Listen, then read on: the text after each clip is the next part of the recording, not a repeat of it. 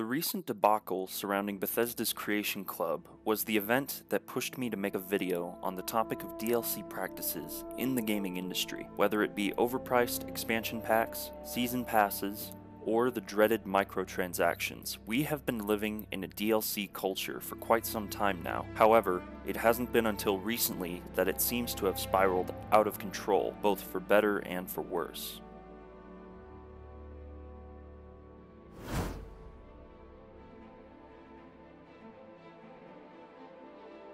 So, I'll start by saying that DLC is not an inherently evil system, but there are really horrid examples of how developers and publishers make and produce DLC for the sole purpose of wringing every last drop of cash from the consumer, as opposed to adding a new, substantial, and fairly priced experience to the game in question, with the most infamous example, as of late, being the Creation Club. A question we have to ask is whether the content being provided by the Creation Club adds anything meaningful to the gameplay experience of Skyrim and Fallout 4. The answer is a straightforward no, as all the items currently being provided are nothing more than overpriced cosmetics. What makes this even more egregious is the fact that you can find versions of these mods for free, and in many cases they are of higher quality than what is found in the Creation Club. However, Bethesda and ZeniMax are not the only ones at fault here. Bungie and Activision's methodology behind the expansion packs for Destiny has been to cut out pieces of the game to then sell to you later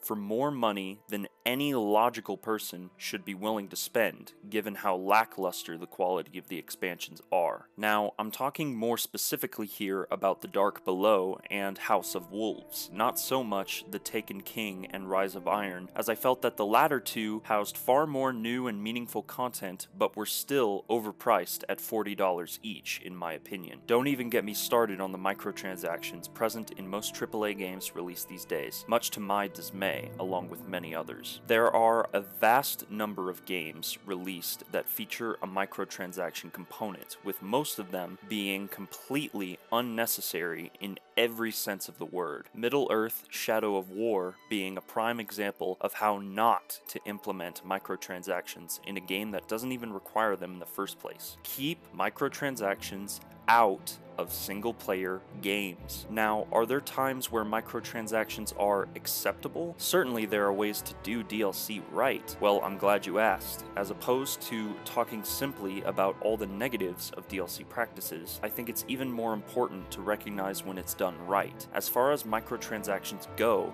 they should be in multiplayer-centric games and nowhere else.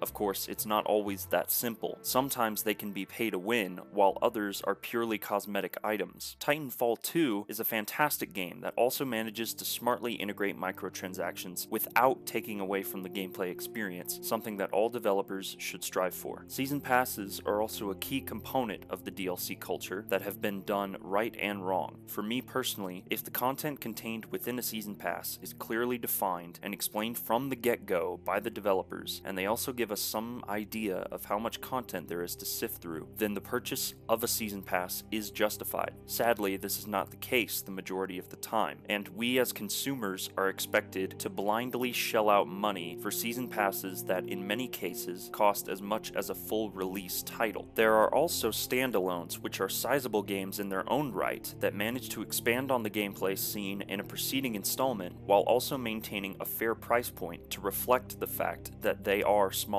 titles and not full releases. Wolfenstein: The Old Blood, Far Cry: Blood Dragon, Uncharted: The Lost Legacy, and Dishonored: Death of the Outsider are just many examples of standalone titles that further expand upon the gameplay and story of prior installments and with a lower price tag to boot. So there are many different ways to do DLC correctly, and hopefully these examples show that while there are many bad practices by publishers and developers concerning DLC, it is far more important that we celebrate the best that the DLC culture has to offer, and show publishers and developers that this is the best way to earn both money and goodwill from the consumer base, by releasing content with quality and quantity that is both new and adds substantial improvements and content to the vanilla gameplay and story experience. Thanks for watching, everyone. Let me know down in the comments what some of your favorite DLC of all time is, and what you thought of this video, and remember that the outsider walks among us.